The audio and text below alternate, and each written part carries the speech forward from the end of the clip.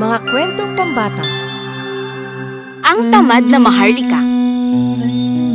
Noong unang panahon, may isang maharlika sa nayon. Nakatira siya doon kasama ang kanyang asawa at ang kanyang 2 anak. May kakaibang paraan ng pamumuhay ang maharlika.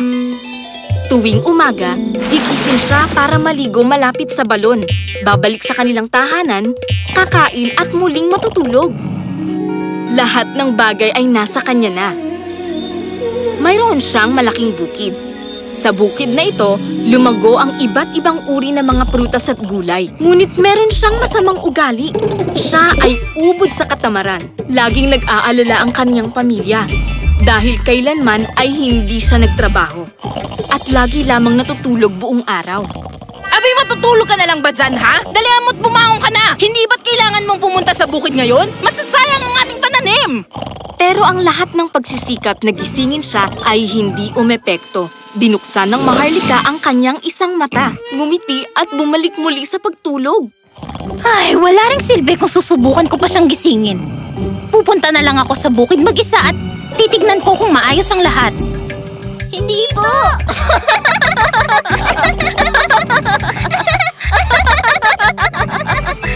Ilang saglit pa, nagsimulang mag-ingay ang 2 bata. Nagising ang kanilang amang maharlika at nagsimulang makipaglaro sa kanila. Sa kabilang banda, habang pabalik ang kanyang asawa sa bukid, nakatagpo ito ng isang pantas. Agad niya itong inimbitahan sa kanilang tahanan para kumain. Ginoong Pantas, kasi wala man akong karapatan para makilala ka ng lubusan. Kailangan mong sumama sa akin. Pakiusap, bigyan niyo po ako ng pagkakataong pagsilbihan ka. Napakabuti mo, aking anak. Patuloy kang bibiyayaan ng ating Panginoon. Tayo na! Magkasamang bumalik sa tahanan ang asawa ng maharlika at ang pantas. Nakita niyang... Salamat sa Diyos at gising siya. Tignan mo kung sino ang ating bisita. Pagkakita ng maharlika sa pantas, dali-dali siyang lumabas para salubungin ito. Maayos na inasikaso ng mag-asawa ang pantas. Binigyan nila ito ng makakain. Pagkatapos kumain, umupo ang maharlika at sinimulang hilutin ang paa ng pantas. Natuwa ang pantas sa naging trato ng mag-asawa. Dahil dito, tinanong niya ang maharlika kung anong kahilingan ang gusto nito. Sabihin mo, aking anak, anong gusto mo? Tutuparin ko kahit anong iyong hilingin. Sabihin mo. Pantas, meron lamang akong isang kahilingan. Ay, sana ay wala na akong gawing trabaho kahit kailan. Nais ko sana ay may gagawa nito para sa akin. Sige, tutuparin ko ang iyong kahilingan. Pero tandaan mo, kailangang maging abala siya sa lahat ng oras. Hindi siya dapat mauubusan ng gagawin. Naintindihan ko po. Tatandaan ko po ito. Pagkatapos sumang-ayon ng pantas sa kahilingan ng maharlika, kanya itong binasbasan at umalis na. Pagkaalis ng pantas, ay biglang may nagpakitang isang malaking halimaw. Kamahalan, masusunod na ang iyong kahilingan. Ano pa po ang ipapagawa ninyo? Panginoon! Sabihin niyo kung anong may paglilingkod ko.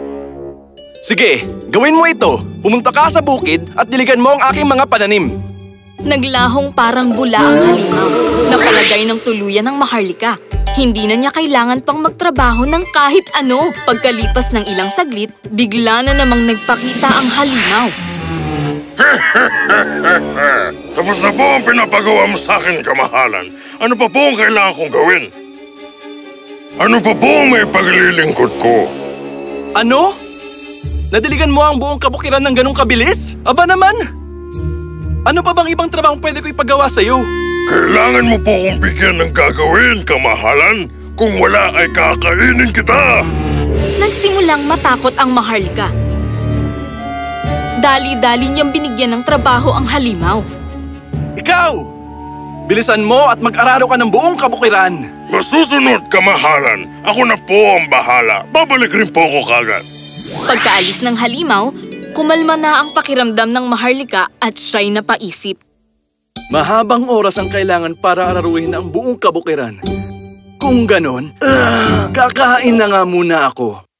Pagkatapos ay umupo na ang Maharlika kasama ang kanyang asawa at mga anak para kumain. Pero laking gulat niya, muli na namang nagpakita ang halimaw. Ha? Nagbalik ka? Tapos ka na bang mag-araro ng buong kabukiran? Opo, kamahalan. Ano pa pong kailangan kong gawin? Bigyan niyo pa po ko na marami pang trabaho. Trabaho, trabaho, trabaho! Ano pa bang ipagagawa ko sa'yo? Ay, sige. Halika, hilutin mo nga ang ulo ko. Pagkatapos iyon sabihin ng Maharlika, sinimulang hilutin ng halimaw ang kanyang ulo. Oh, nahihibang na ba siya? Bigilan niyo siya! Kung hindi, baka mabiyak na ang ulo ko. Ano nang gagawin ko ngayon? Ano ba ang pwedeng pagawa sa kanya? Paano ko ba siya mapapatigil? Dali! Hay nako! Kung gusto mong lubayan ka niya, tutulungan kita. Pero kailangan mo munang mangako sa akin. Ah, sige! Bilisan mo! Mabibiyak na ang ulo ko eh! Magmula ngayon, ikaw lang ang gagawa ng lahat ng trabaho mo. Oh, sige!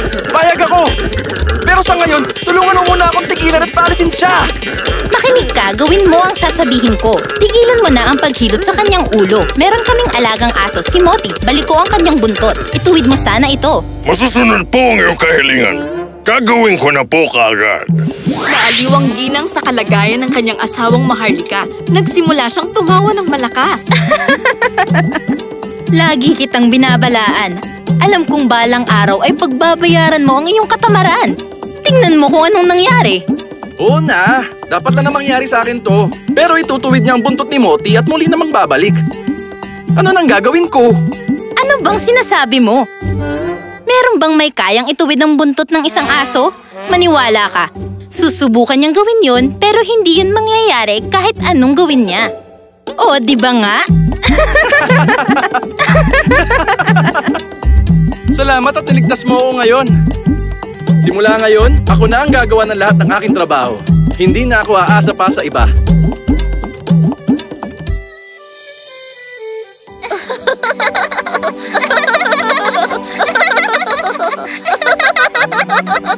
Anong nangyayari? Bakit kayo tumatawa mga bata?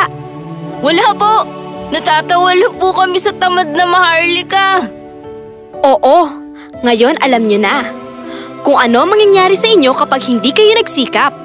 Ngayon, sabihin nyo sa akin, sumasang-ayon ba kayong lahat na tapusin ang inyong mga gawain nang kayo lamang ang gagawa ng mga ito? O pwede nyo namang hilingin na iba na lang ang gumawa ng ito para sa inyo? Hindi po.